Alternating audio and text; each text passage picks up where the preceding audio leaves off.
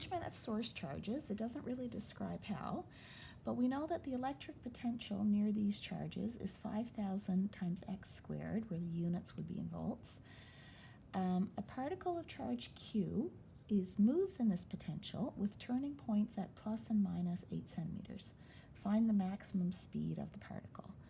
We know something about the potential, which means we know something about the potential energy.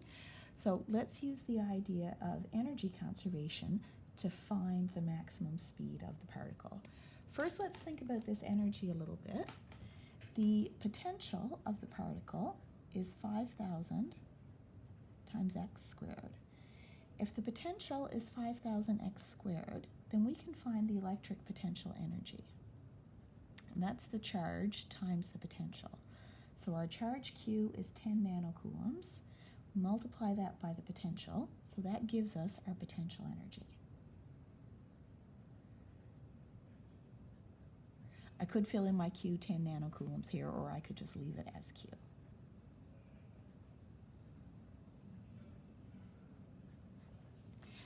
So now let's think about energy. How do we use this potential energy function to tell us what the maximum speed is? Let's do a quick energy diagram. So on the horizontal axis, we'll put x, so the position of the particle. We can plot x in centimeters if we wish. And on the vertical axis, let's put energy. So our potential energy is 5,000 times x squared. So we can draw a line that corresponds to the potential energy. Goes as x squared, so it's a parabola. So there's our potential energy. U equals 5,000 times Q times x squared. There's the potential energy function for this charged particle. We know that the particle has turning points at x equals plus 8 and x equals minus 8.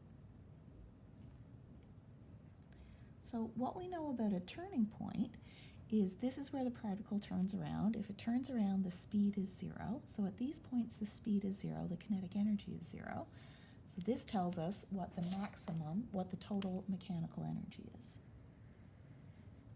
So this is our E total equals K plus U, and that's a constant. Now if we wanted to finish our energy diagram, we could put in the kinetic energy.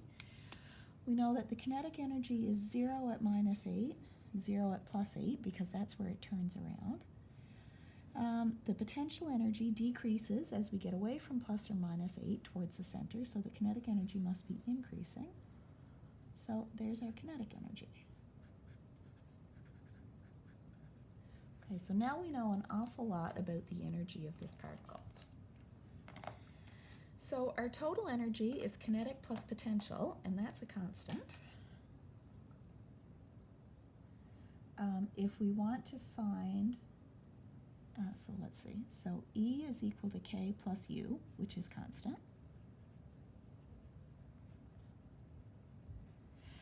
There are two ways we could write this down if we wanted to. So it could be the maximum kinetic energy. So when the kinetic energy is the biggest,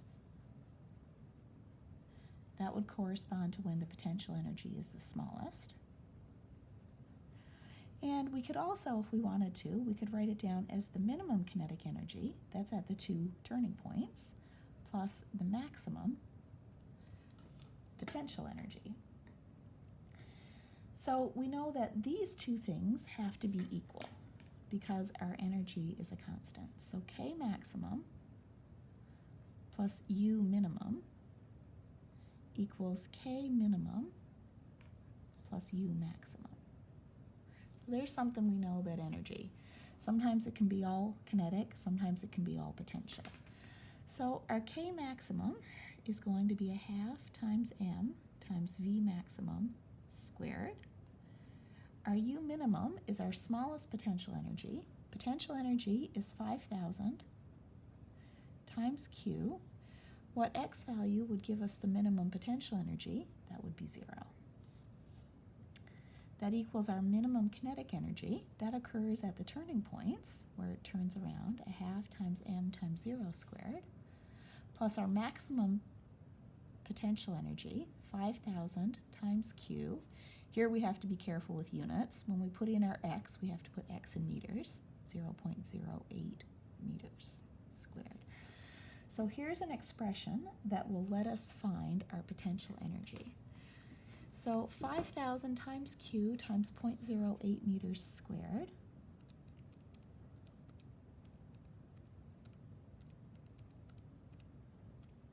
gives us a total energy of 3.2 times 10 to the minus 7 joules. On this side, we have a half times m, and the mass is 1 gram, so 1 times 10 to the minus 3 kilograms times V maximum squared. So we'll solve for our V maximum. So that's 2 times 3.2 times 10 to the minus 7 joules divided by the mass, 1 times 10 to the minus 3 kilograms. Take the square root.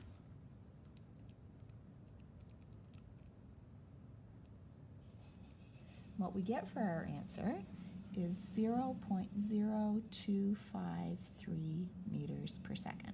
So 2.53 centimeters per second if you prefer those units. So that's how we can use conservation of energy to find the maximum speed of that particle.